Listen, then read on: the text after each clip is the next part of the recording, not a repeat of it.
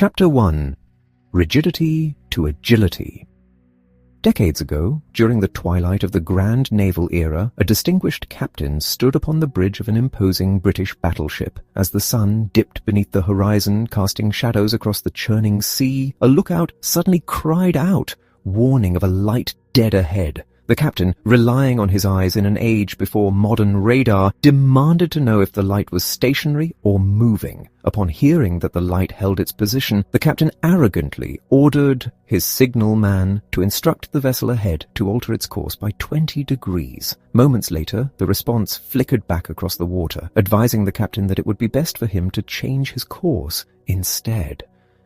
Outraged by the audacity of the reply, especially in the presence of his subordinate, the captain barked a second command, proudly announcing the sheer tonnage and class of his dreadnought. The counter-response was equally swift.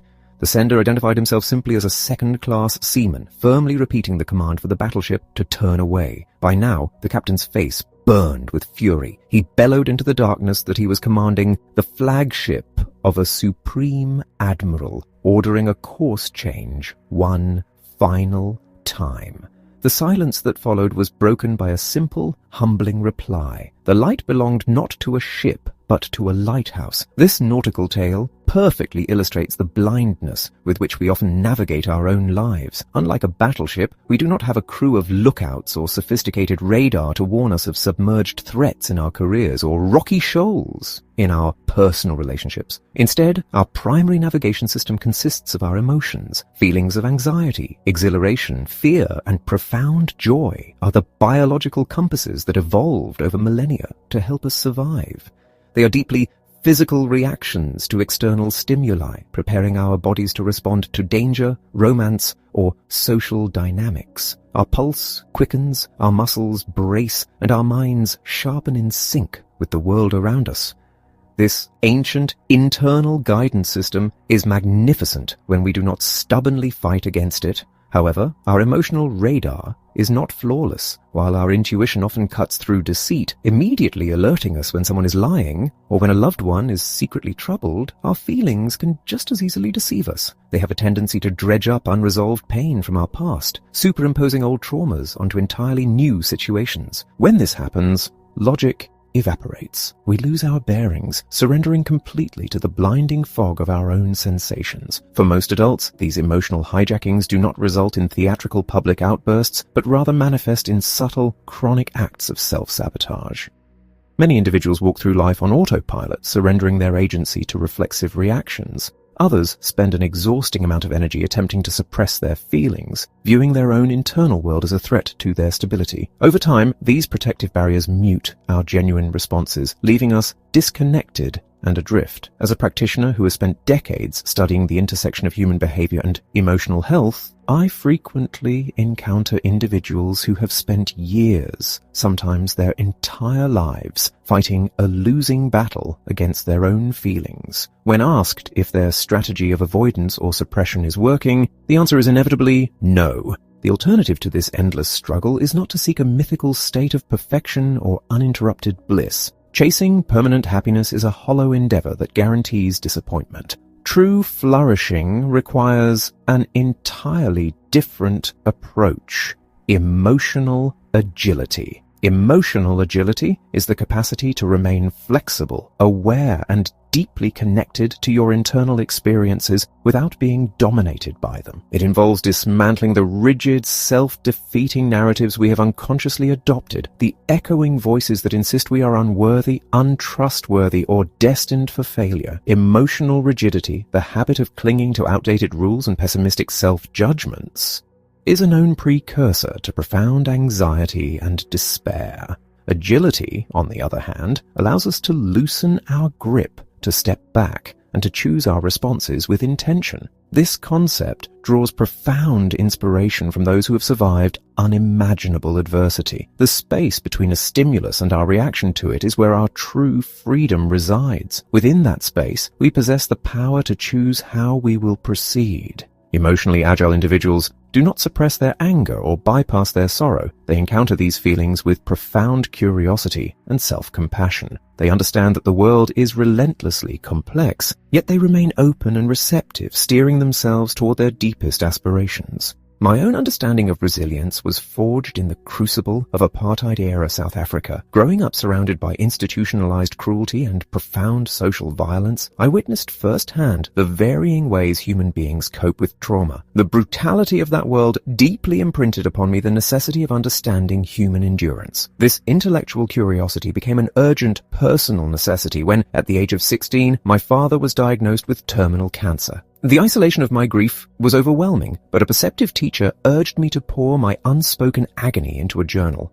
Writing did not erase the agonizing loss of my father, but it allowed me to move through the center of my suffering rather than fleeing from it. It taught me the transformative power of facing difficult emotions head-on. Today, even in societies largely free of the systemic horrors of my youth, people remain trapped.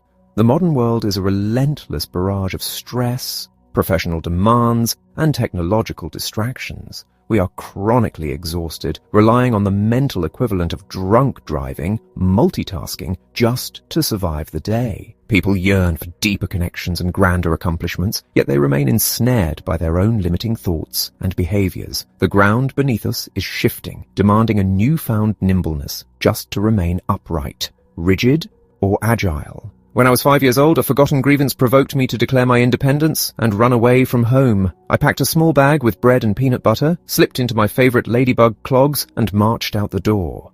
My journey, however, hit an insurmountable obstacle at the end of the street. My parents had deeply conditioned me never to cross a road alone.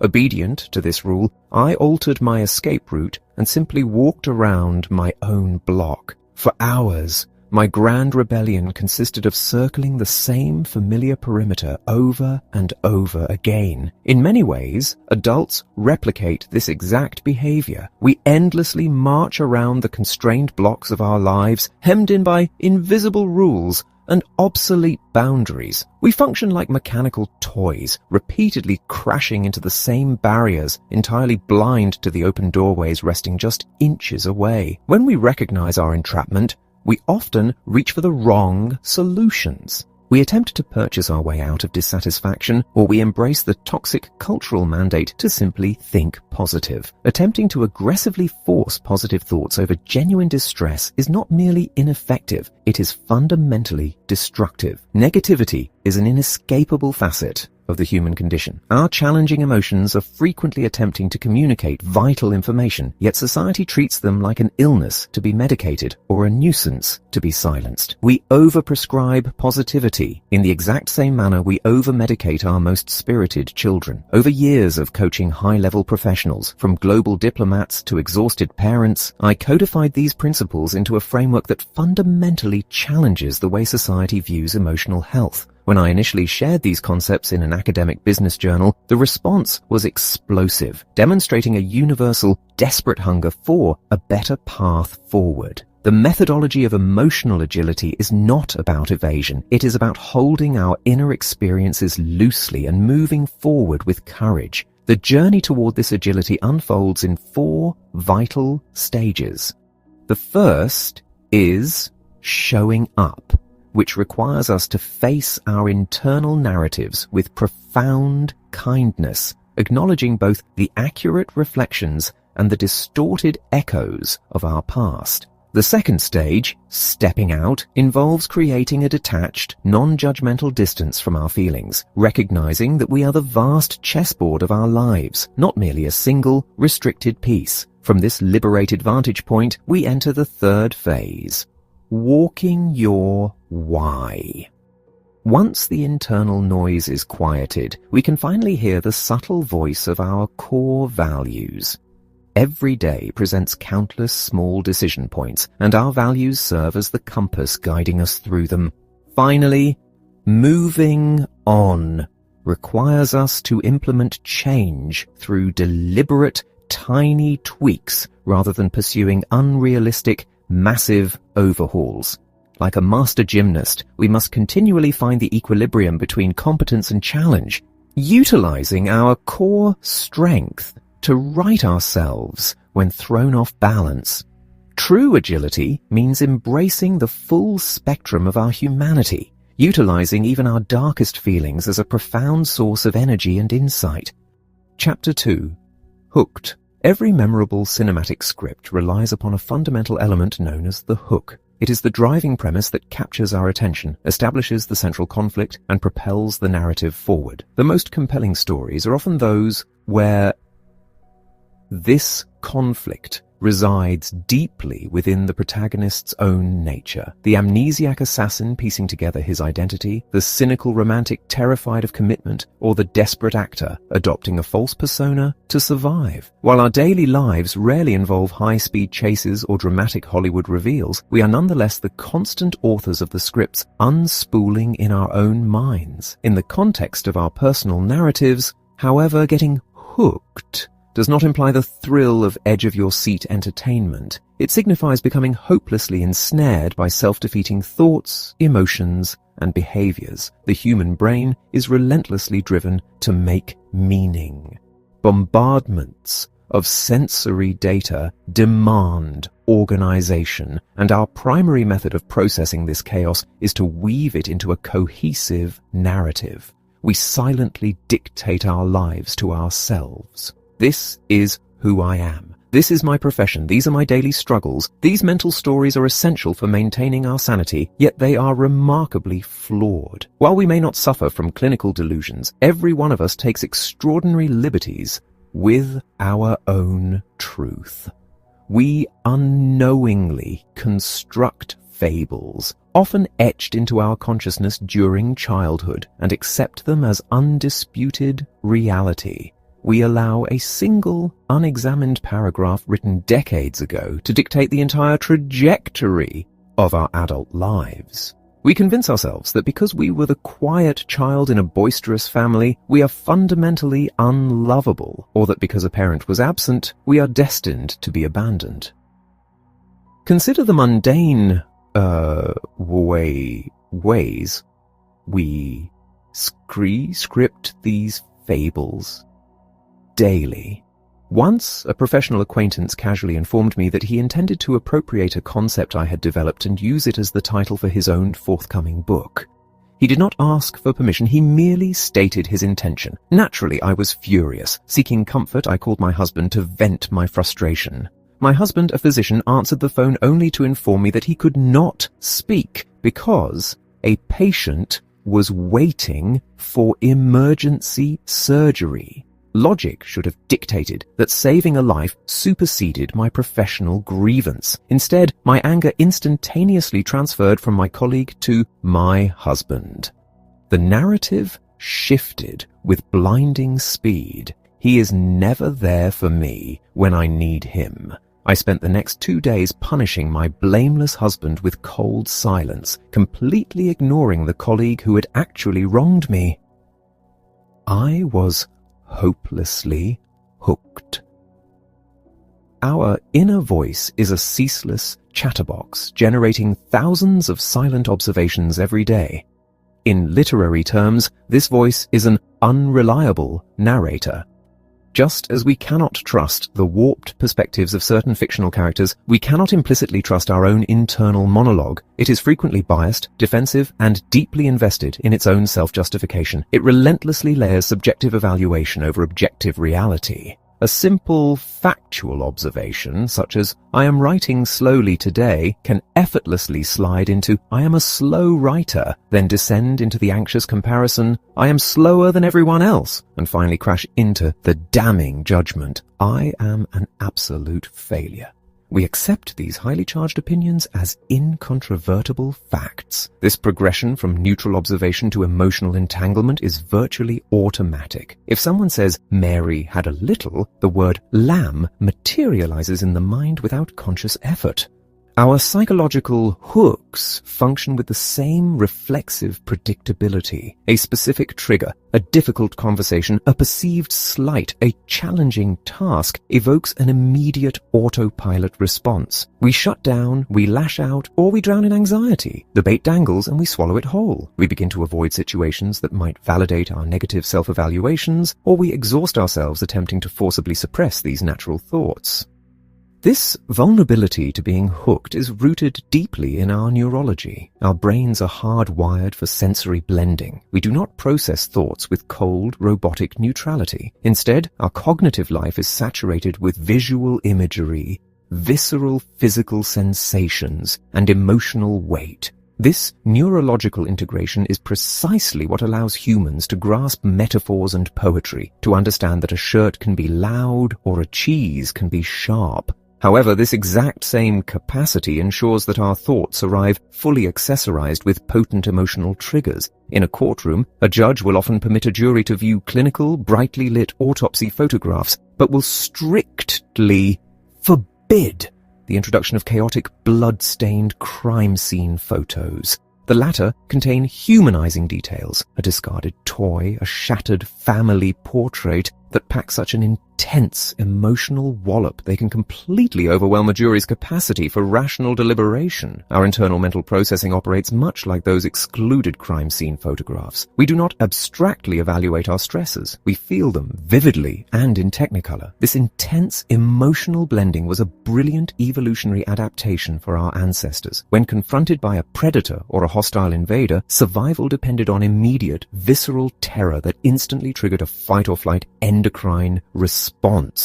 Today, however, our threats are rarely immediate physical dangers. They are long-term ambiguous anxieties about job security, financial stability, or our children's futures. Yet, because our brains still function with this primal blending, a mild, everyday thought can immediately evoke a crushing sense of dread. The formula for our entrapment is simple. The internal chatterbox initiates a narrative. Technicolor thought blending floods that narrative with memories, symbols, and anxieties. Finally, the emotional punch delivers a wave of guilt, anger, or despair. The mind creates its own agonizing reality. While we cannot magically wish these profound emotional responses away, we must confront a vital question. Who is actually in charge, the thinker or the thought? Thinking fast and slow. When the surrealist painter René Magritte unveiled the treachery of images, a painting of a pipe accompanied by the words, "This is not a pipe," he was offering a profound psychological truth. The painting was not a pipe. It was merely a representation of one. Humans possess a desperate need to categorize the world, confusing our mental maps with the actual territory. These categories, or heuristics, are mental shortcuts that allow us to navigate daily life without being paralyzed by infinite analysis. We rely on rules of thumb to make rapid, intuitive judgments about who to trust and what to avoid. Evolution demanded this capacity. Civilization itself rests on our ability to quickly assess the intentions of strangers. However, these snap judgments frequently betray us. We lock people, experiences, and ourselves into rigid boxes based on superficial evidence or outdated stereotypes. The psychologist Daniel Kahneman famously delineated human cognition into two distinct modes. System 1 operates rapidly, automatically, and effortlessly, driven by emotion and habit. System 2 is slower, deliberative, and requires conscious effort. It is within the slower intentional realm of System 2 that our true freedom lies, yet we spend the vast majority of our lives surrendering to the fast, automatic dictates of System 1. When we rely exclusively on our gut responses and established rules of thumb, we lose our agility. We become blind to nuance and oblivious to new information. In laboratory experiments, subjects completely fail to notice continuity errors in films, or even realize that the person they are conversing with has been secretly swapped for a different actor. In the real world, this phenomenon manifests in far more serious ways. professionals rely so heavily on their established expertise that they force entirely new problems into old, prefabricated solutions. They see only the category they expect to see, entirely missing the actual human being or the unique crisis standing right in front of them. When we remain trapped in these cognitive defaults, we are not interacting with the world as it is. We are merely interacting with our rigid expectations. We react automatically, much like a panicked individual trying to flee a fire through a blocked doorway simply because it was the door they used to enter. True emotional agility demands that we break free from this tunnel vision, cultivate an acute sensitivity to context, and respond to the present reality.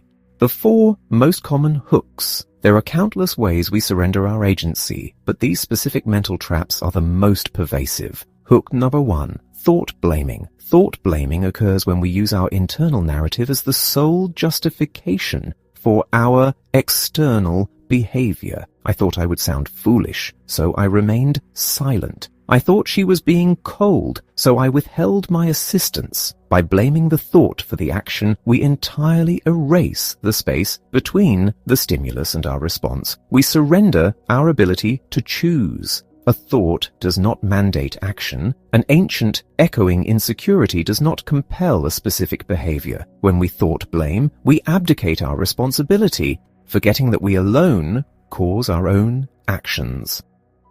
Hook number 2. Monkey-mindedness. Borrowing a concept from meditation, the monkey mind refers to the chaotic, leaping nature of our internal chatter. It is the experience of having a minor disagreement and subsequently spending a grueling commute engaged in a furious imaginary debate. We forecast every possible insult the other person might hurl and script our devastating retaliations. By the time we arrive at our destination, we are physically and emotionally exhausted by a conflict that never actually occurred. This monkey mind awfulizes minor setbacks, projecting worst-case scenarios and trapping us in a cycle of catastrophic rumination. It yanks us entirely out of the present moment, tethering us to the unchangeable past, or hurling us into a terrifying, hypothetical future. It fills our heads with rigid mandates, the exhausting chorus of what we must, should, or cannot do, draining our vitality and completely obscuring our actual values. Hook number 3. Old, outgrown ideas. Often, the rules that kept us safe in one era of our lives become the precise mechanisms that suffocate us in the next. A child raised in a volatile, abusive environment learns the absolute necessity of hiding vulnerability and distrusting affection. That defense mechanism is highly functional and protective for the child.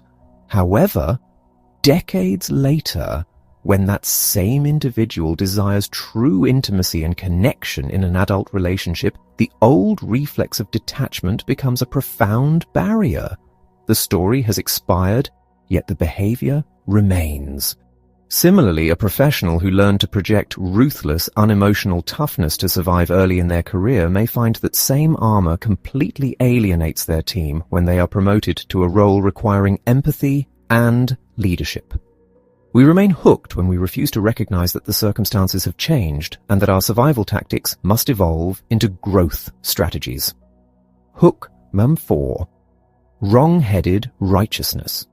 The desperate hunger for vindication is a powerful, consuming hook. In the aftermath of a conflict, particularly with someone we love, there often arrives a moment of fragile peace.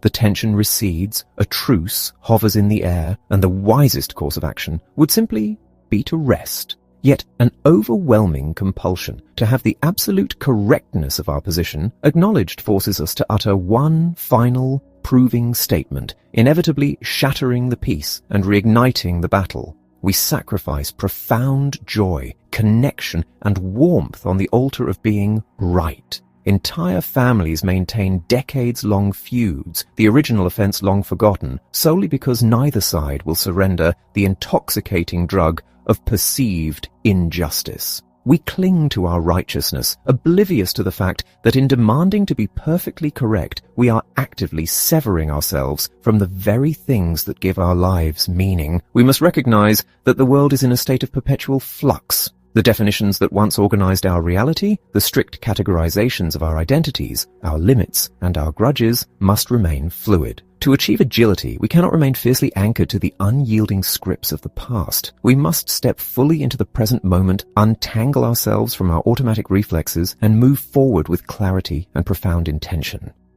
Chapter 3. Trying to unhook. When we finally recognize that we are deeply entangled in our own mental traps, the immediate and primal instinct is to fiercely fight our way out. We feel the uncomfortable tug of our own anxieties and insecurities, and we deploy a range of coping mechanisms designed to violently sever the hook. Yet, the strategies we most frequently employ, bottling and brooding, almost always embed the barb deeper into our psychological flesh. Those who default to bottling treat their internal distress as a formidable enemy that must be conquered through sheer force of will. They forcibly shove their grief, frustration, or disappointment into the darkest corners of their minds, sealing the vault in a desperate bid to maintain a facade of unbroken control. Brooders, conversely, cannot look away from the source of their pain. They endlessly turn a humiliating memory or an anxious projection over and over in their minds, marinating in the distress. They operate under the illusion that if they analyze the emotional wound just one more time, they will somehow uncover a magical resolution. Both of these aggressive attempts to unhook are fundamentally flawed.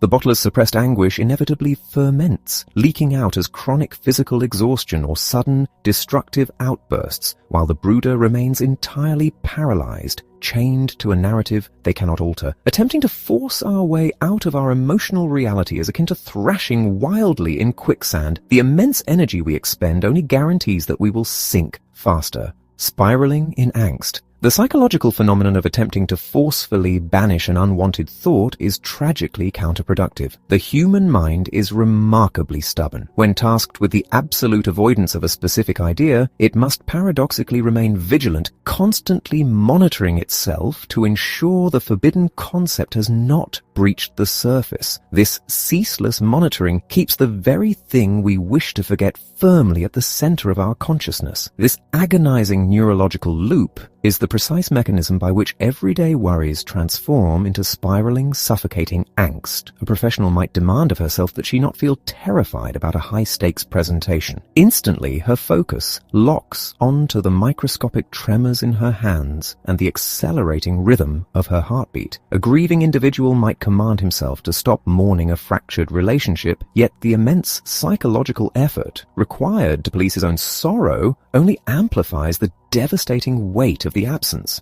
This internal war is exhausting. It drains our cognitive reserves and leaves us profoundly vulnerable to the very emotions we are so desperately trying to outrun. By engaging in this unwinnable battle of suppression, we unwittingly grant our darkest feelings ultimate authority over our lives, entirely blocking the path to true emotional agility.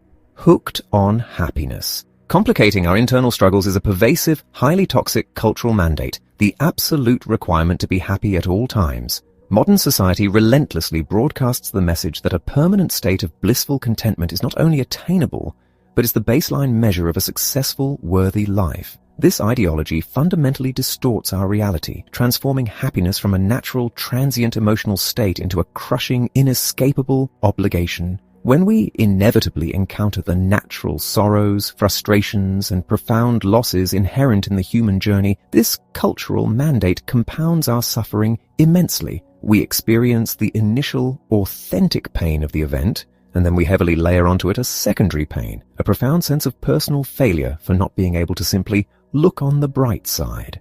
The desperate, unyielding pursuit of uninterrupted joy alienates us from the fundamental truth of our existence. Life is undeniably beautiful, but it is also fragile, unpredictable, and punctuated by unavoidable tragedy. Demanding constant positivity forces us to wear a rigid, suffocating mask, requiring us to deny the validity of our own lived experiences. This relentless chase for an artificial high entirely blinds us to the profound meaning, resilience, and depth of character that can only be forged within the crucibles of our adversity. Good news about bad moods. The prevailing belief that uncomfortable emotions are inherently detrimental is a biological fallacy. Every feeling that emerges within our psychological landscape, from the lightest joy to the most agonizing despair, evolved over millennia for a highly specific, life-preserving purpose. Difficult moods are not malfunctions of the human operating system. They are exquisitely calibrated sensors designed to provide us with critical, urgent information about our environment and our internal equilibrium. Sadness, for example, naturally slows our physical pacing and dims our cognitive processing, pulling us inward for necessary reflection and signaling to our community that we require empathetic support. It acts as a profound internal alert that something we deeply value has been lost or damaged. Guilt, often experienced as an oppressive, agonizing burden, serves as our internal moral compass. It flares up to warn us when our actions have critically deviated from our core values, prompting us to repair fractured bonds and make crucial amends.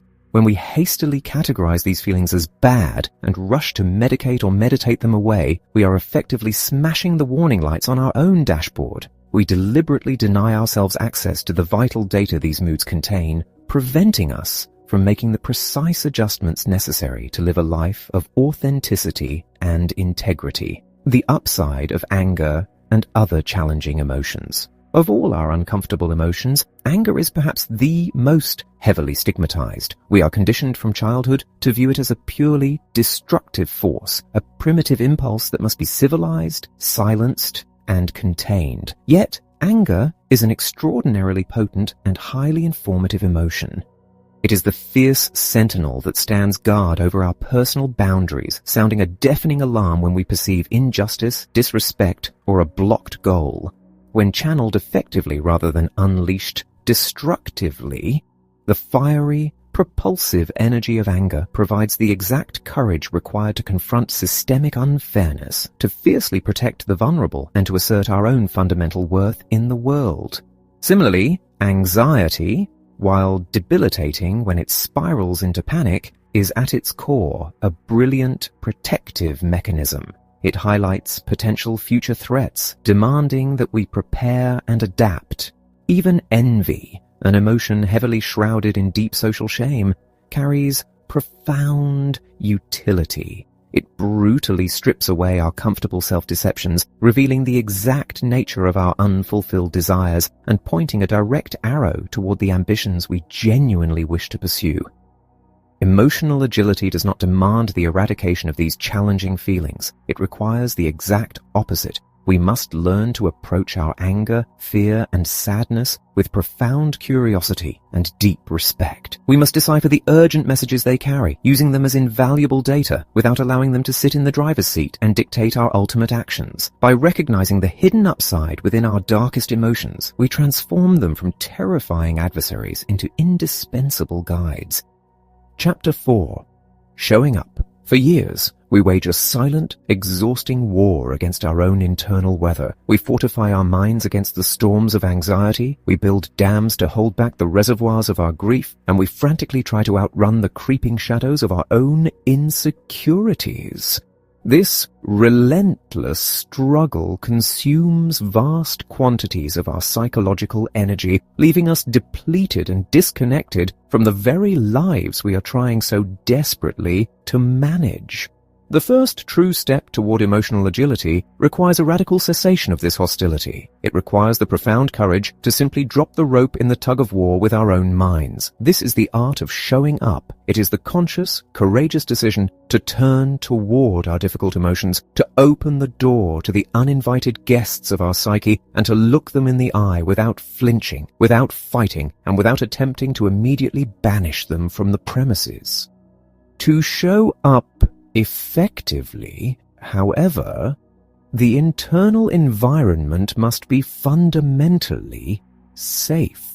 If we open the door to our darkest fears only to immediately assault them with judgment and shame, we have not achieved agility. We have merely created a new battlefield. This necessitates a profound shift in our internal climate, a shift toward radical self-compassion. In our modern, hyper-competitive world, we are frequently our own most brutal tyrants. We speak to ourselves with a level of cruelty and unforgiving harshness that we would never dream of inflicting upon a dear friend or a cherished child. When a loved one stumbles, we instinctively offer them grace, understanding, and a warm embrace. Yet when we ourselves falter, we unleash a torrent of internal abuse. Self-compassion is the deliberate, revolutionary act of turning that instinctive warmth inward. It is recognizing that suffering, imperfection, and failure are not terrifying anomalies that isolate us from the world, but rather the very threads that connect us to the shared tapestry of the human experience. Inevitably, a deep skepticism arises when this concept is introduced. The conditioned, rationalizing mind immediately protests, assuming that extending kindness to oneself is synonymous with a dangerous form of self-deception. We mistakenly believe that self-compassion is about lying to yourself, that it requires looking at a profound personal failure and delusionally labeling it a spectacular triumph. This could not be further from the truth. True compassion demands a foundation of absolute, clear-eyed realism. It is not the practice of putting on rose-colored glasses to obscure our flaws or excuse our toxic behaviors. Rather, it is the capacity to stare directly at our deepest inadequacies and most agonizing mistakes without simultaneously attacking our own fundamental worth. It is the space where we can say, I completely failed at this endeavor, and the consequences are deeply painful, without appending the catastrophic conclusion, therefore, I am fundamentally broken and unworthy of success. Furthermore, our culture is deeply infected by the myth that suffering is the sole engine of progress. We harbor a terrifying suspicion that self-compassion does not merely blind us, but that it actively makes you weak or lazy. We operate under the grim illusion that the internal whip of self-criticism is the only force preventing us from collapsing into permanent apathy. We equate merciless self-punishment with high performance. Yet decades of psychological research dismantle this punitive worldview.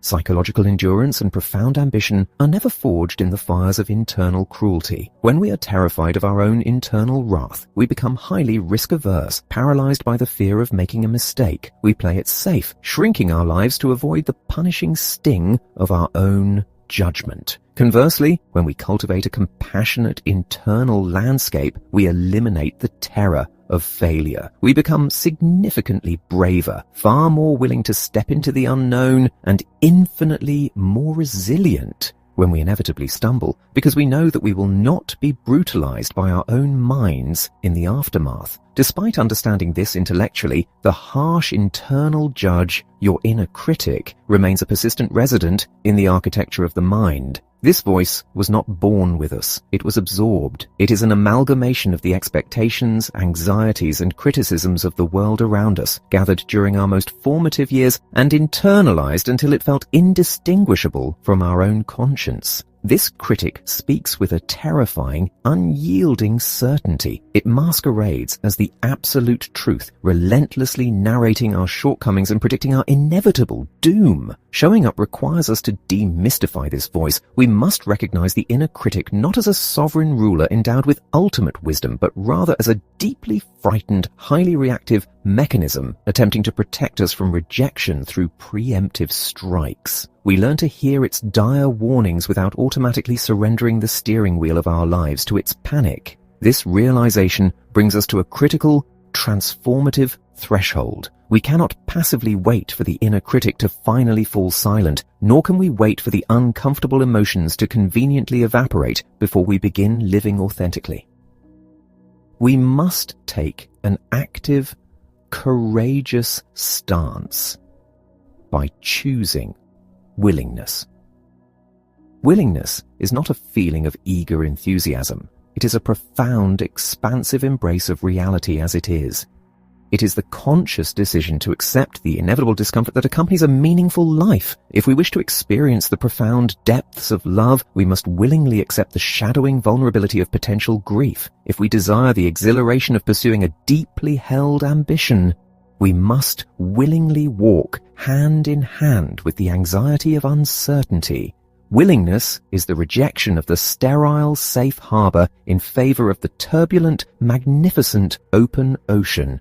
Ultimately, as we stand willingly in the presence of our own complexity, we must turn a deeply curious eye toward our internal ecosystem and ask, what the funk? That is, we must interrogate the core function of our emotional responses and ingrained behaviors. When a sudden surge of jealousy tightens our chest, or an overwhelming wave of exhaustion forces us to cancel our commitments, instead of immediately resisting or indulging the feeling, we must become inquisitive detectives. What is this emotion attempting to achieve? What vital unmet need is this sudden spike of anger trying to protect? What fragile boundary is this anxiety begging me to reinforce? By shifting from a stance of judgment to a stance of radical curiosity, we decode the hidden language of our own minds. We transform our most challenging emotions from confusing, terrifying afflictions into profound, decipherable guides, allowing us to navigate the world not by fighting the current, but by understanding the deep, unseen forces of the river itself. Chapter 5. Stepping out in the early 1970s, James Pennebaker, a brilliant young scholar who would later become a renowned psychology professor, found himself plunging into a profound darkness. Only 3 years into his marriage, severe doubts began to erode the foundation of his relationship. The instability triggered a debilitating depression. He withdrew from those around him, ceased eating properly, turned to alcohol, and began smoking. Ashamed of his own psychological fragility, he isolated himself completely. Then, one morning, driven by a desperate need for release, Pennebaker sat at his typewriter. He began to type with raw, unfiltered honesty about his crumbling marriage, his upbringing, his deepest fears, and his intimations of mortality. Over the next few days, he continued this practice. Slowly, the heavy fog of his depression began to dissipate. He felt a profound sense of liberation and a renewed capacity to love his wife. More significantly, he began to perceive his life not as a trap, but as a landscape of purpose and possibility. This personal breakthrough ignited a 40-year academic inquiry into the relationship between writing and emotional healing. Pennebaker conducted numerous experiments, consistently dividing subjects into 2 groups, one tasked with writing about deeply emotional or traumatic events, and the other instructed to write about mundane subjects. The participants, who documented their traumas, ranging from childhood abuse to catastrophic personal failures, experienced remarkable transformations. They emerged happier, less anxious, and more resilient. In the months that followed, their physical health improved, their blood pressure dropped, and their professional lives flourished. The profound impact of Pennebaker's method was perhaps most vividly demonstrated when he worked with a group of senior engineers in Dallas who had been abruptly laid off. These men, mostly in their 50s, were entirely unmoored, facing a bleak job market with paralyzing despair. Pennebaker had a portion of these men write intensely about the humiliation and terror of their unemployment. The results were staggering. Months later, the engineers who had engaged in this deeply emotional writing were 3 times more likely to have secured new employment than those who had not. The act of writing did not magically alter the dire reality of their situation, but it allowed them to step out of their paralyzed state of despondency. By transferring their internal anguish onto the page, they created a vital distance between themselves and their suffering. They transitioned from being consumed by their trauma to observing it. This is the essence of stepping out, dissolving the suffocating entanglement between our impulses and our actions, thereby creating the necessary space to move forward with insight and intention. Pennebaker's writing rules.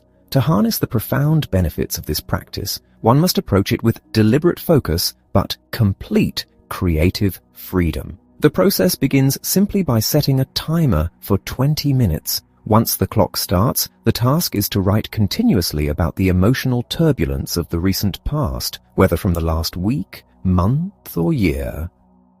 During this intense period of reflection, all concerns regarding grammar, syntax, and narrative coherence must be abandoned. The mind must be permitted to wander through its own darkness and light without any internal censorship or judgment. This documentation is strictly private. It is not meant to be read by anyone else. After engaging in this practice for a few consecutive days, the physical pages or digital files should be discarded or deleted. The physical preservation of the words is irrelevant.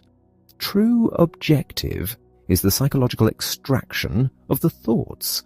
By moving the internal chaos out of the mind and onto the page, you initiate the critical process of stepping out, securing the vantage point necessary to view your own experiences with liberated clarity. The secret life of what you see.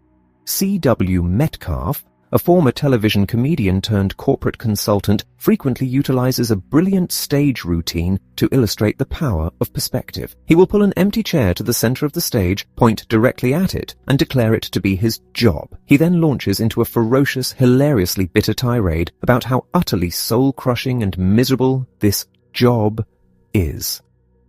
After exhausting his rage, he takes a deep breath, gestures toward the empty chair, and delivers the punchline. He expresses profound gratitude that he is standing over here while the miserable job is sitting over there. This comedic demonstration perfectly encapsulates our capacity to separate ourselves from our immediate experiences. We have all experienced moments of being completely consumed by blind rage or frustration, only to suddenly snap out of it and view the situation from a detached, almost out-of-body perspective. In that moment of sudden detachment, the blinding emotion loses its absolute authority. We might suddenly recognize our own disproportionate anger, experience unexpected empathy for the person we were just screaming at, and realize that our hostility is entirely counterproductive. We cross the bridge from being hopelessly hooked by an emotion to stepping out into a space of rational, values-based action. When we are hopelessly entangled in our own narratives, we suffer from an intellectual tunnel vision. We rely heavily on rigid rules and premature cognitive commitments, locking people, situations, and ourselves into static categories. We see only one possible interpretation of an event, much like looking at a squiggly line and definitively deciding it is the letter B because it is flanked by an A and a C. Yet, if that exact same squiggly line is placed between the numbers 12 and 14, it instantly transforms into the number 13. Context dictates meaning. Stepping out requires us to cultivate this meta view, allowing us to rise above our immediate conditioned responses to perceive the vast multiplicity of interpretations available to us. It forces us to abandon our absolutist thinking, especially regarding our own past mistakes, and view our blunders not as permanent scars on our identity, but as dynamic educational detours on the path of continuous growth. Ways to become more mindful. The cultivation of this essential metaview is deeply connected to the practice of mindfulness, a concept that extends far beyond the serene aesthetics of Eastern mysticism. Mindfulness is the deliberate, non-judgmental attention to the present moment, serving as the direct antidote to the mindlessness that so frequently hooks us. Mindlessness is the autopilot existence where we forget names instantly, misplace objects, and react to stimuli with blind, unexamined reflexes. Mindfulness, conversely, rewires the brain, enhancing our focus, empathy, and emotional agility. Achieving this state does not require a retreat to an ashram. It can be integrated into the most mundane aspects of daily life. It begins simply with the breath, by dedicating just 1 minute to inhaling and exhaling to a slow count of 4, and gently returning the mind to the breath whenever it inevitably wanders. We train our capacity for focused awareness. We can apply this same intense observation to our environment, selecting a completely ordinary object and scrutinizing its color, texture, and form as if encountering it for the first time in human history. Even the most rote routines, the grinding of morning coffee beans or the brushing of teeth, can be fundamentally transformed when performed with acute, deliberate attention to the sensory details of the action. When listening to music, we can strip away our preconceived judgments and merely observe the interplay of rhythm and melody. This active, curious engagement with the present strips away our cognitive filters, allowing the mind to shift from a rigid, problem-solving machine into a receptive, expansive sponge. Creating the space. In between. This expansive state of mind is critical for dismantling the internal narratives that paralyze us. Consider the pervasive phenomenon of the imposter syndrome, where highly accomplished individuals live in constant, agonizing terror of being exposed as frauds.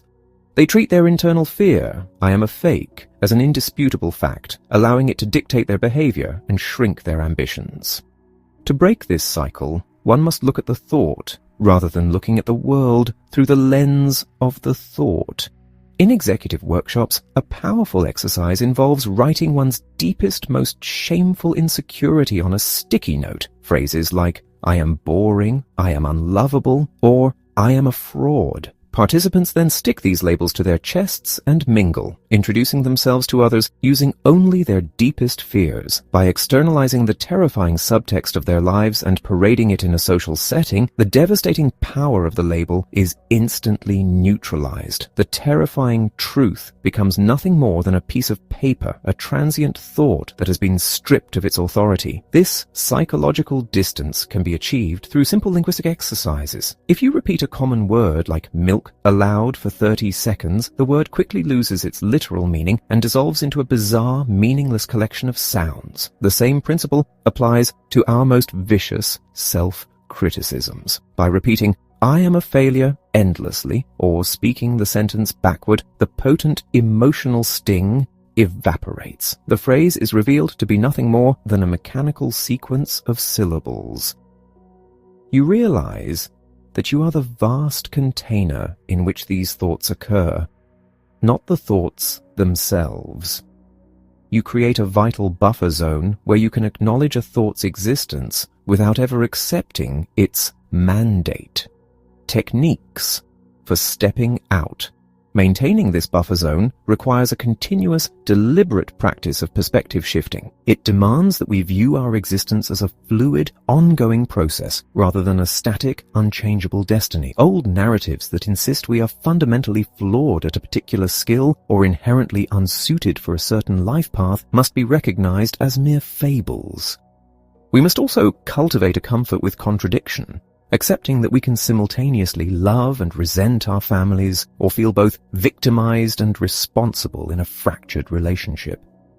Embracing this duality fortifies our tolerance for life's inherent complexities. Humor, when not used as a deflective shield to bottle up genuine suffering, serves as a brilliant mechanism for stepping out. Finding the absurdity in our own neurotic behaviors instantly forces a shift in perspective. Similarly, attempting to view a deeply personal conflict through the eyes of an entirely detached observer, a neighbor, a stranger, or even a pet, can dramatically alter our understanding of the stakes. Perhaps the most potent, immediate tactic for stepping out is the simple act of linguistic relabeling. When an agonizing emotion or thought threatens to take control, internally declaring, "I am having the thought that I'm worthless," or "I am having the emotion of furious anger," structurally separates the self from the experience. Furthermore, speaking to oneself in the third person during moments of acute crisis, a technique frequently utilized by elite athletes under immense pressure, shifts the brain away from a state of egocentric threat and toward a state of manageable challenge. Letting go. Ultimately, the acquisition of a broader, more receptive perspective leads to the profound necessity of letting go.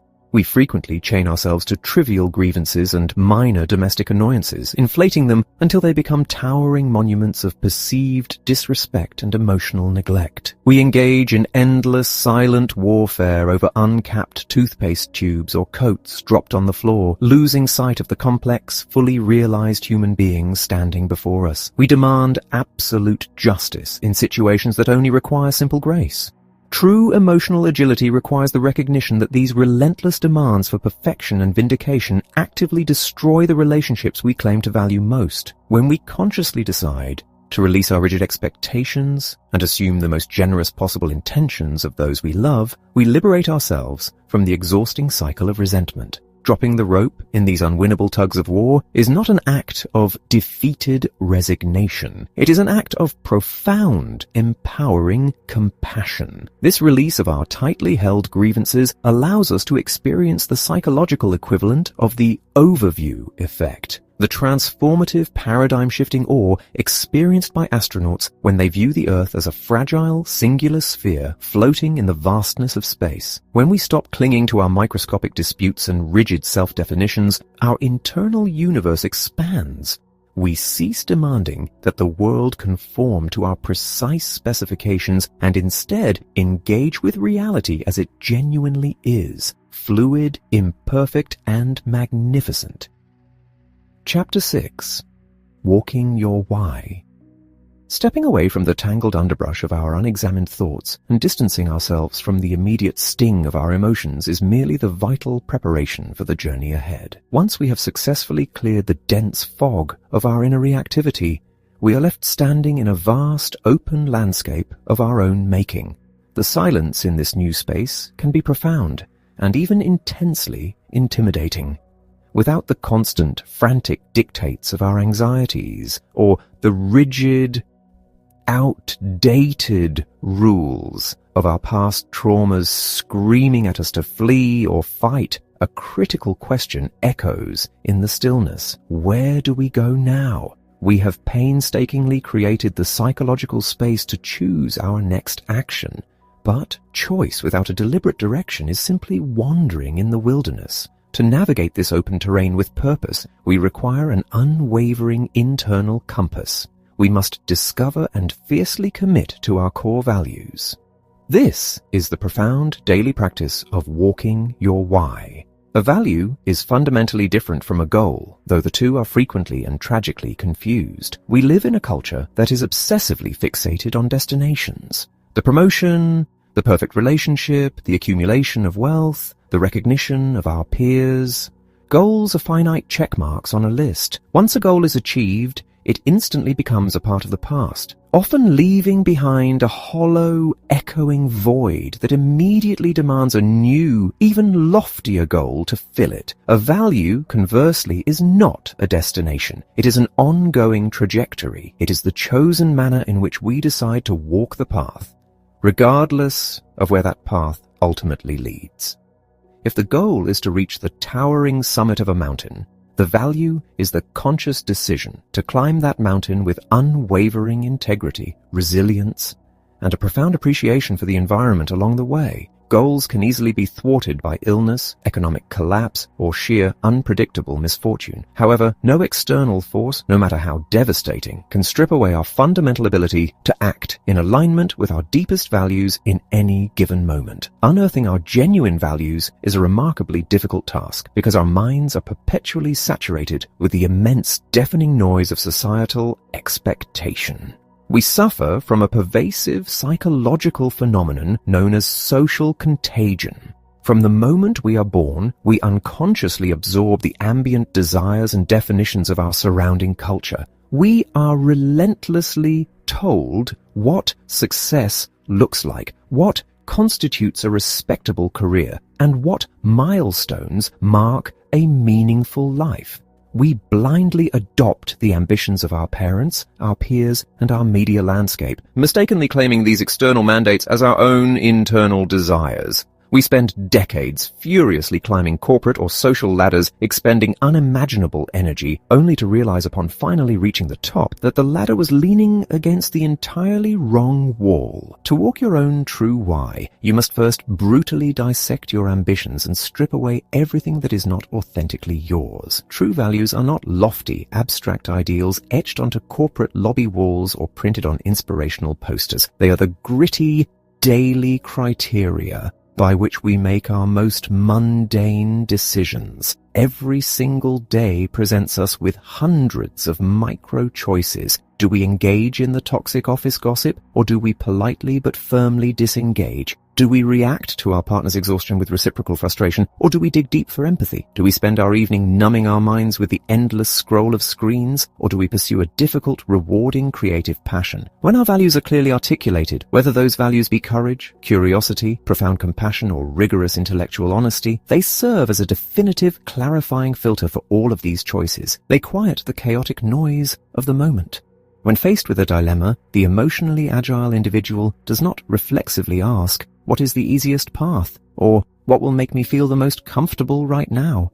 Instead, they ask a far more demanding question: which choice moves me closer to the person I deeply and genuinely wish to be? Aligning our daily actions with our core values is not a painless endeavor. In fact, choosing to live authentically often guarantees a significant degree of discomfort. If you deeply value authentic connection, you must willingly step into the terrifying, raw vulnerability of potential rejection. If you value creative expression and innovation, you must endure the agonizing frustration of the blank page and the inevitable sting of public criticism. Walking your why means fully accepting that true fulfillment is not synonymous with an easy, frictionless existence. It requires the profound, daily courage to feel the fear, to acknowledge the anxiety, and to experience the uncertainty, and to take the deliberate step forward anyway. It is the conscious, continuous decision that a life lived with meaning and unshakable integrity is infinitely superior to a life lived in silent, comfortable retreat. When we firmly anchor our daily actions to our deepest convictions, we construct an unbreakable psychological resilience. We become far less susceptible to the shifting winds of external validation and the sudden, devastating storms of misfortune. We discover that true emotional agility is not the magical absence of struggle or pain, but rather the hard-won capacity to walk steadily through that very struggle, guided always by the luminous, unwavering beacon of our own chosen purpose. Chapter 7. Moving On. The Tiny Tweaks Principle.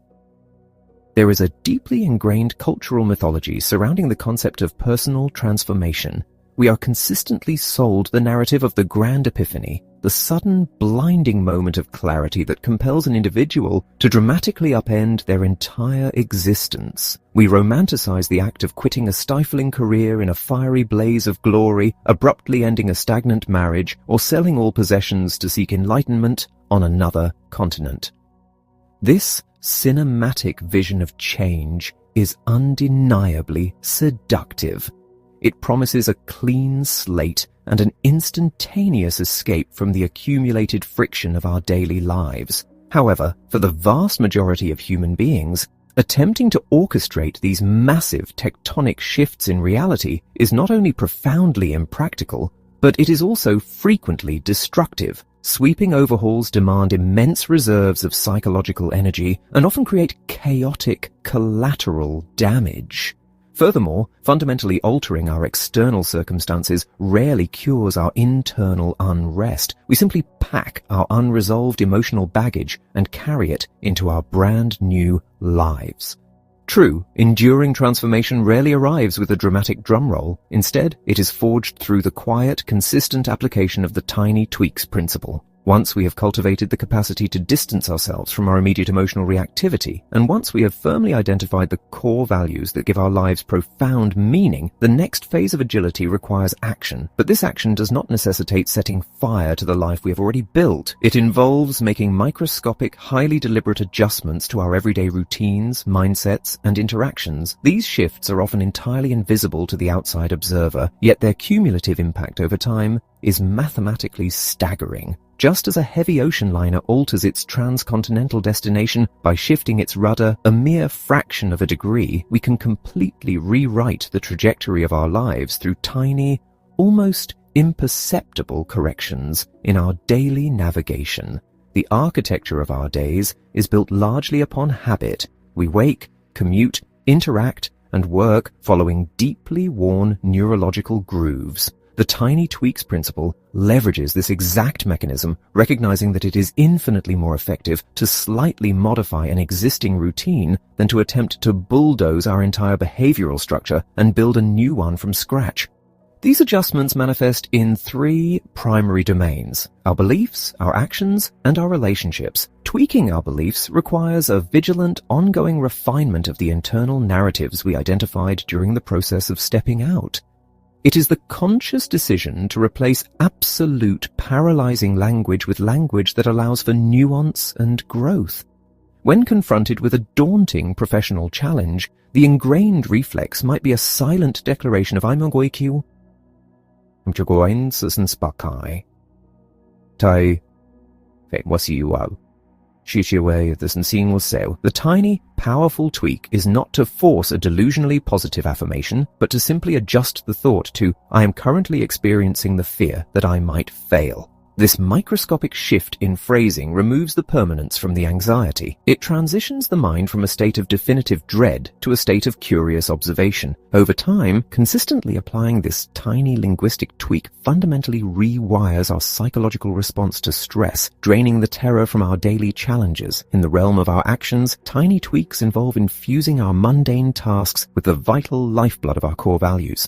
Many individuals feel a profound disconnect between the high-minded ideals they cherish and the tedious reality of their daily labor. They believe they must abandon their current profession to find meaningful work. Yet, meaning can be manufactured right where we stand through the process of job crafting. A hospital janitor, for example, might view his job solely as the mechanical removal of waste. However, if he deeply values human compassion, he can tweak his approach, viewing his meticulous cleaning as a vital contribution to patient healing and deliberately taking a few seconds to offer a warm, encouraging smile to the families in the waiting room. The physical tasks remain identical, but the internal experience of the work is radically transformed by asking ourselves, how can I bring a tiny fraction of my deepest value into this specific ordinary task today? We bridge the agonizing gap between our ideals and our reality. Our most intimate relationships are perhaps the most vital testing ground for this principle. Long-term partnerships and familial bonds frequently decay not from massive betrayals, but from the slow, insidious accumulation of minor neglects. We stop looking our partners in the eye when they speak. We substitute genuine presence for distracted monosyllabic grunts while staring at our screens. The tiny tweaks principle demands a return to micro moments of deliberate connection.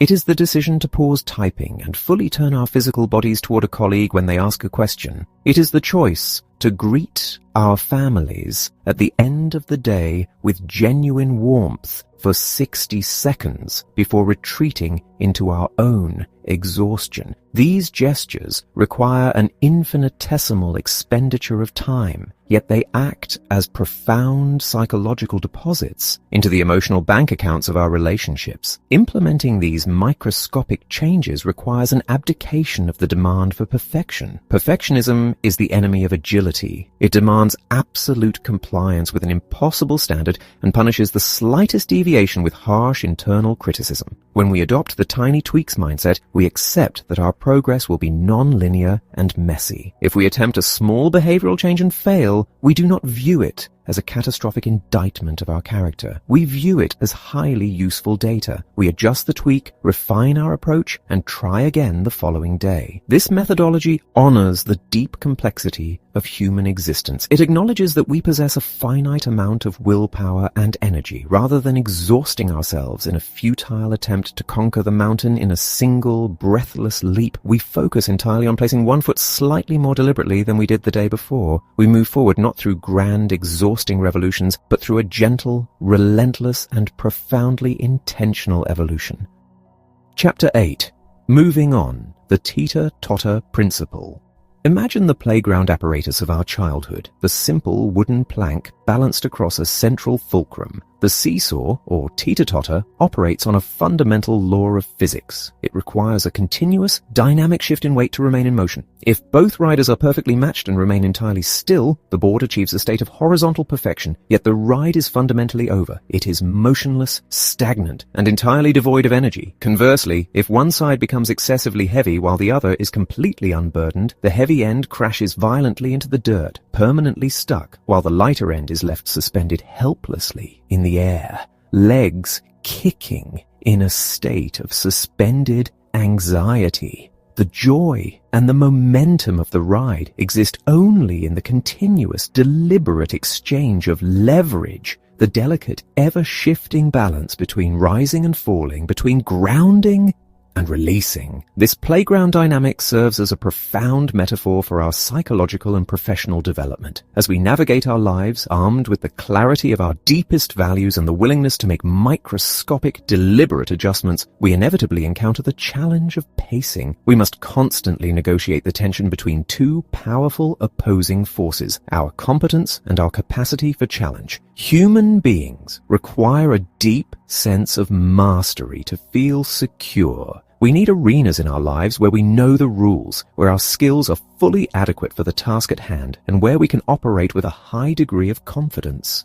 This is the bedrock of our self-esteem. However, we are also biologically and psychologically wired for exploration. We possess an innate, desperate hunger for novelty, for problem-solving, and for the thrilling expansion of our own limits.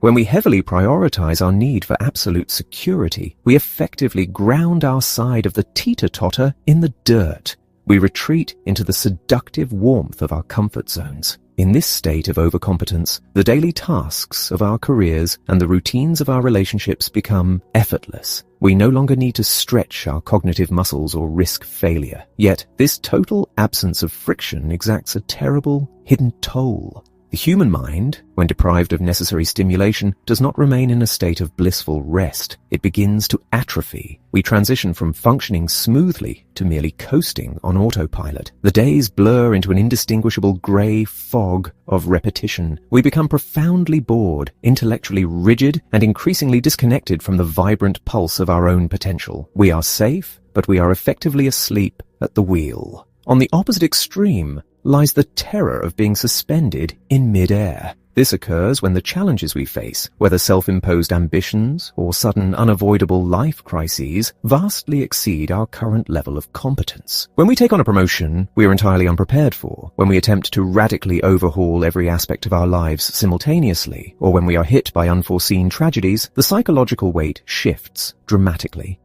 The sheer volume of the unknown overwhelms our coping mechanisms.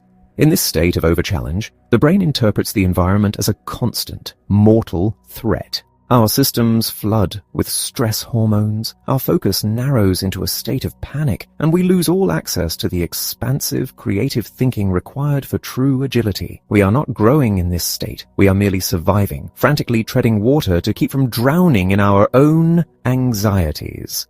True emotional agility and sustained personal growth exist exclusively in the dynamic equilibrium between these two extremes. It is the conscious, continuous pursuit of the sweet spot of development, often referred to by psychologists as the zone of proximal development or the flow state.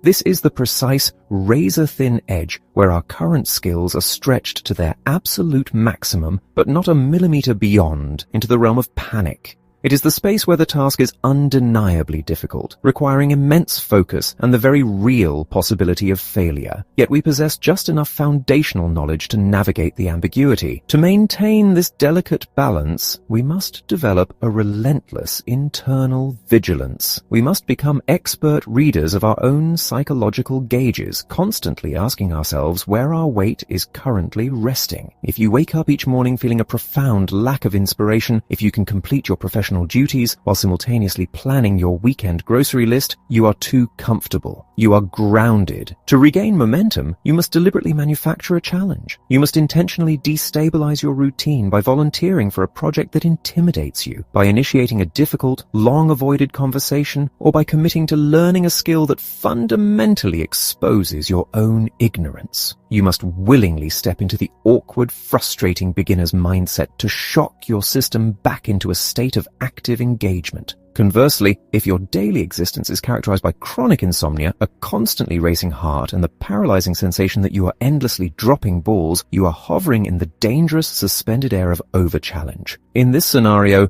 the required adjustment is not to push harder, but to fiercely pull back. You must seek out anchors of profound competence to ground your reality. This might involve temporarily delegating responsibilities, breaking massive, terrifying goals down into the microscopic, manageable tweaks discussed previously, or deliberately carving out time to engage in a hobby where your mastery is absolute and unchallenged. You reduce the cognitive load until the panic recedes and your peripheral vision returns. Mastering the teeter-totter principle requires the profound realization that equilibrium is not a permanent destination. You do not achieve the perfect balance of competence and challenge and then comfortably reside there forever. The moment you master a new challenge, your competence expands, the board shifts, and what was once thrillingly difficult immediately becomes part of your new, mundane comfort zone. Therefore, the process of growth is inherently and beautifully unstable. Emotional agility is not the pursuit of a static, unmoving perfection. It is the cultivated, fearless capacity to continuously adjust our footing, forever seeking the thrilling, precarious edge of our own expanding capabilities. Chapter 9. Emotional Agility at Work. The modern workplace operates as a high-pressure crucible for our deepest psychological vulnerabilities. Within the physical confines of an office building or the digital ether of remote connectivity, we encounter an unprecedented density of emotional triggers. We are forced into close, continuous proximity with individuals we did not choose, tasked with navigating complex hierarchies, and subjected to the relentless, unforgiving demands of productivity. In this environment, the stakes feel perpetually existential. Our livelihoods, our professional identities, and our sense of societal worth are all tightly bound to our daily performance. Consequently, the workplace becomes the primary theater where our most ingrained psychological hooks are violently yanked. We easily misinterpret a brief email from a superior as a devastating critique of our competence. We view the success of a peer not as a victory for the organization, but as a direct, terrifying threat to our own advancement. We construct elaborate defensive armor to survive the perceived hostility of the boardroom, entirely forgetting that this rigid armor is precisely what prevents us from achieving genuine collaboration and innovative thought. For decades, the prevailing dogma of corporate culture dictated that emotions had no legitimate place within the professional sphere. The ideal worker was envisioned as an unfeeling automaton, hyper-efficient, entirely rational, and completely immune to the messy turbulence of human feeling. Employees were implicitly, and sometimes explicitly, instructed to check their emotional baggage at the door before clocking in. This archaic philosophy is not only profoundly dehumanizing, but it is also a fundamental neurological impossibility. We do not possess a secondary sanitized brain reserved exclusively for business hours. The same complex emotional apparatus that governs our private lives and relationships accompanies us into every negotiation, every performance review, and every strategic planning session. When organizations demand the suppression of emotion, they do not eradicate it. They merely force it underground where it ferments. Suppressed frustration inevitably mutates into passive aggression, quietly crippling team morale. Ignored anxiety compounds until it erupts into catastrophic burnout. True emotional agility in the workplace demands a radical rejection of this sterile myth. It requires the understanding that acknowledging and intelligently navigating our internal climate is the absolute bedrock of sustainable professional success. One of the most insidious hooks within a successful career is the rigid attachment to our own expertise. As individuals ascend the professional ladder, accumulating prestigious titles, industry accolades, and highly specialized knowledge, they frequently construct an inflexible identity around their competence. They become deeply invested in being the smartest person in the room, the definitive authority whose judgment must remain absolute and unquestioned. While foundational competence is undeniably essential, this rigid expert identity becomes a profound liability in an era characterized by rapid, disruptive change. When a new technology emerges or a market paradigm fundamentally shifts, the entrenched expert often reacts with fierce, defensive hostility. They cannot step out of their established narrative to view the new reality with a beginner's necessary curiosity. Their ego is so inextricably linked to their past mastery that any demand for new learning feels like a personal, agonizing humiliation. Cultivating agility requires us to hold our professional identities with a loose grip. We must be willing to gracefully surrender our obsolete knowledge and embrace the thrilling, vulnerable discomfort of perpetual studenthood. Even the most emotionally agile individual will inevitably encounter workplace environments that are fundamentally toxic. These are cultures defined by systemic unfairness, rampant intimidation, or a complete absence of psychological safety. In these corrosive atmospheres, the principles of agility do not demand passive submission. They do not suggest that we delusionally reframe a destructive environment as a hidden blessing or a mere test of our endurance. Walking your why in a toxic workplace frequently requires profound, disruptive courage. It may involve drawing rigid, unyielding boundaries to protect your fundamental mental health. It may mean speaking truth to entrenched, hostile power structures. Ultimately, it requires recognizing that the highest act of agility is sometimes the conscious, strategic decision to leave the organization entirely. Agility is never about contorting yourself until you break just to fit within a fractured system. It is about maintaining your internal compass with such clarity that you know exactly when an environment is fatally misaligned with your core values. It provides the wisdom to distinguish between the necessary, productive friction of professional growth and the pointless, soul-crushing suffering of a dysfunctional culture. When individuals ascend to positions of leadership, their emotional agility, or their lack thereof, casts a massive, defining shadow over the entire organization. A rigid, easily hooked leader infects the workplace with paranoia and paralyzing risk aversion. Their unpredictable emotional weather becomes the ultimate distraction, forcing employees to expend their energy managing the leader's ego rather than executing the work. Conversely, the emotionally agile leader actively cultivates a culture of profound psychological safety. They do not demand an impossible standard of perfection. They demand rigorous effort and absolute honesty. They model agility by publicly acknowledging their own missteps without defensive posturing or shifting the blame, demonstrating that failure is an inevitable, highly educational component of true innovation. By remaining curious rather than furious in the face of setbacks, they invite their teams to bring their full, complex humanity to the table. They operate from the deep understanding that the ultimate competitive advantage of any enterprise is not its proprietary technology or its accumulated capital, but the unleashed, emotionally agile minds of its people. Chapter 10: Raising Emotionally Agile Children.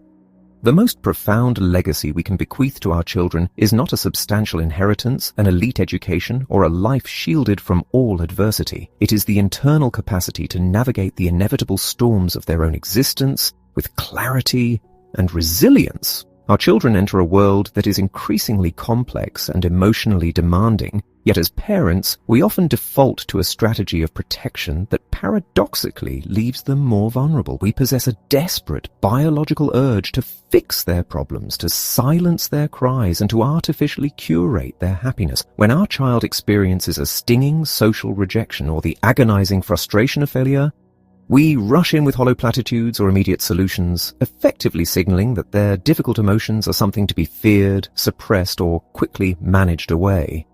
This well-intentioned intervention robs them of the critical opportunity to develop their own emotional muscles.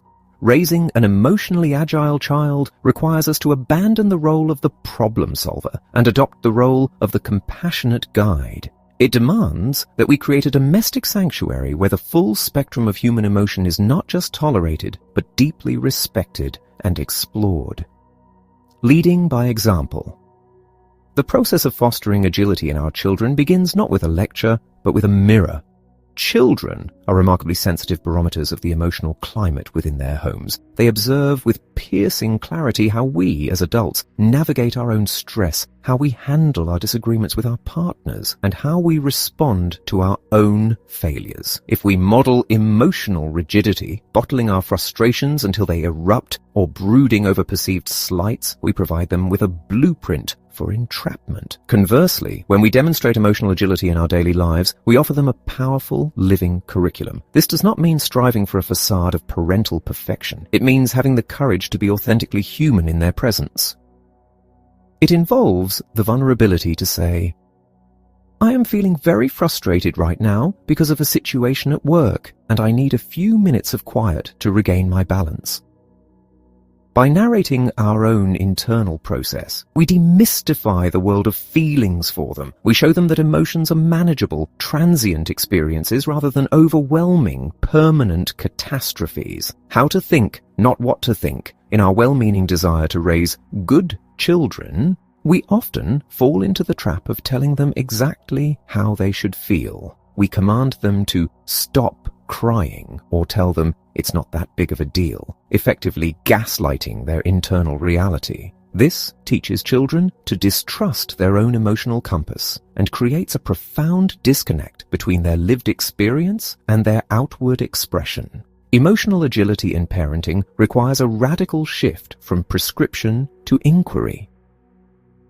Instead of dictating the emotional response, we must teach our children how to observe their own minds. When a child is swept up in a tempest of anger or sadness, our primary task is to help them label the experience. Research shows that the simple act of putting a specific name to a feeling, moving from a vague "I'm upset" to a precise "I feel excluded," significantly reduces the intensity of the emotional response in the brain. We teach them that they are the vast sky, and their feelings are merely the passing clouds. They learn that while they cannot always control the weather of their minds, they possess the sovereign power to choose how they will act in the face of it.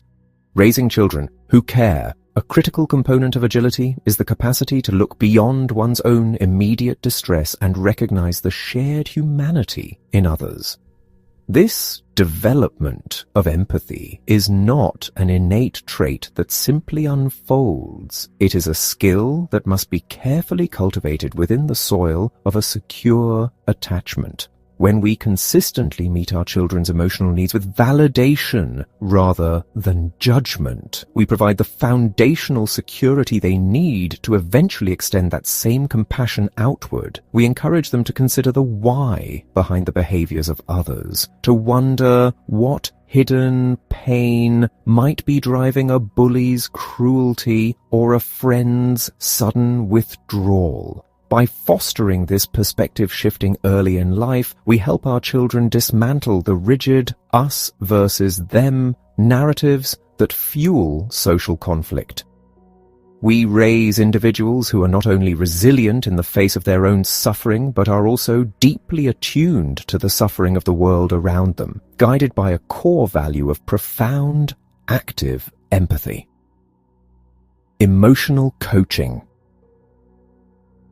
Ultimately, our goal is to transition from being the primary regulators of our children's emotions to being their emotional coaches. This involves a deliberate three-step process of engagement. First, we must show up for their emotions, acknowledging the validity of their feelings without immediately trying to change them. We offer a soft place to land, ensuring they feel seen and understood in their moments of deepest vulnerability. Second, we help them step out by encouraging them to view their feelings with curiosity. We ask open-ended questions that allow them to explore the message their emotion might be carrying. Finally, we guide them toward walking their why. We help them identify the values they want to uphold even when they are feeling challenged. If a child is angry at a sibling, we don't just demand they stop being angry. We ask, how can you be the kind of brother you want to be, even while you're feeling this anger? This shifts the focus from the uncontrollable feeling to the controllable action. We empower our children to recognize that their values are the ultimate authority in their lives, providing them with a steady internal anchor that will serve them long after they have left the safety of our homes. Chapter 11. Conclusion. Becoming real. We exist in a culture that is relentlessly obsessed with the concept of the optimized self. We are bombarded with messages that suggest we are projects to be managed, machines to be calibrated, and problems to be solved. This pervasive ideology insists that if we only apply the right hacks, follow the correct morning routines, or maintain a sufficiently positive mindset, we will finally arrive at a destination of permanent, frictionless success. However, this clinical vision of human development is a sterile illusion. It treats our complex internal lives as obstacles to be overcome rather than the very landscape of our existence. True emotional agility is not about achieving a state of flawless, robotic efficiency. It is about the much more difficult, much more beautiful process of becoming real. To be real is to abandon the exhausting performance of having it all together. It is the recognition that life is not a linear ascent toward perfection, but a series of continuous, often messy transitions. The journey of agility, showing up, stepping out, walking your why, and moving on, is not a finite program that you complete and then discard. It is a lifelong practice of engagement. It requires us to live with our hearts and minds wide open, fully experiencing the sting of our disappointments and the exhilaration of our triumphs, without being defined or destroyed by either. It is about finding the profound courage to be vulnerable in a world that often demands a brittle, superficial strength. As we integrate these principles into our daily lives, we begin to notice a fundamental shift in our relationship with time and experience. We stop waiting for the perfect moment to begin living, recognizing that the only moment we ever truly possess is the present one. We stop viewing our challenging emotions as terrifying intruders and begin to see them as the vital, descriptive language of our souls. We discover that resilience is not the ability to bounce back to an original, unchanged state after a crisis, but the capacity to be fundamentally transformed by our experiences. Like a tree that grows stronger and more deeply rooted in response to the prevailing winds, we utilize the pressures and complexities of our lives to forge a character of unshakable integrity and profound depth. The pursuit of agility ultimately leads us back to our most fundamental human connections, when we are no longer trapped by our own internal narratives or paralyzed by the fear of our own feelings. We are finally free to truly see the people around us. We move from a state of reactive isolation to a state of proactive connection. We engage with our partners, our children, our colleagues, and our communities, not from a place of rigid expectation, but from a place of radical curiosity and compassionate presence. We recognize that everyone we encounter is engaged in their own silent, invisible struggle with the same universal hooks of fear, shame, and longing. This realization dissolves our defenses and allows for the emergence of genuine empathy, the only force capable of bridging the profound divides in our modern world. Becoming real means accepting the inherent fragility of the human condition. We are beautifully, tragically temporary. Our relationships will end, our bodies will age, and the world will continue to change in ways we cannot predict or control. Emotional agility does not offer a shield against these realities. It offers the internal fortitude to face them with dignity and grace. It provides us with the wisdom to know that while we cannot control the cards we are dealt, we are the absolute authors of how we play the hand. It empowers us to live a life that is not merely successful by external standards, but one that is profoundly authentic, deeply meaningful, and vibrantly, unapologetically alive. The path to becoming real is never finished, but it is, without question, the only path worth walking.